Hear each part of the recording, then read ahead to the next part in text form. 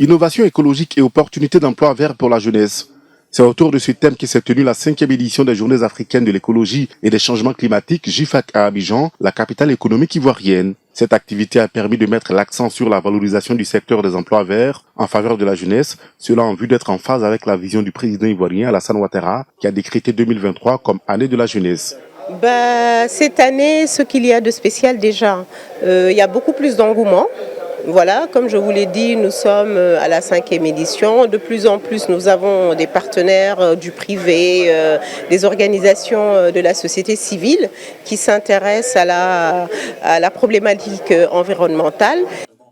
De nombreux experts du secteur de l'environnement et de l'écologie ont tenu à participer à cette importante rencontre. Prenant la parole à l'ouverture de l'événement, le ministre ivoirien de l'Environnement et du Développement durable a indiqué que la transition écologique et énergétique, dans laquelle la Côte d'Ivoire est fortement engagée, ne sera possible que si d'importantes dispositions sont prises. J'ai instruit mes équipes à l'effet de recenser toutes les initiatives jeunes en matière d'écologie afin qu'une stratégie durable d'accompagnement soit élaborée et mise en œuvre très rapidement en lien avec nos partenaires techniques.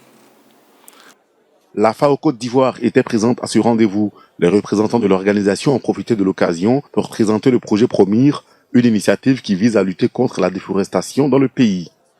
Le projet a un délai d'exécution de 5 ans, comme on l'a rappelé tout à l'heure.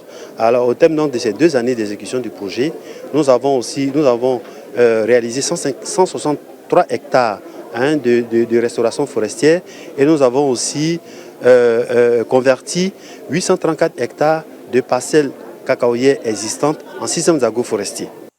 Pour intensifier les actions de sensibilisation engagées par le ministère de l'Environnement et du Développement durable, certaines villes de l'intérieur du pays vont accueillir très prochainement les JIFAC.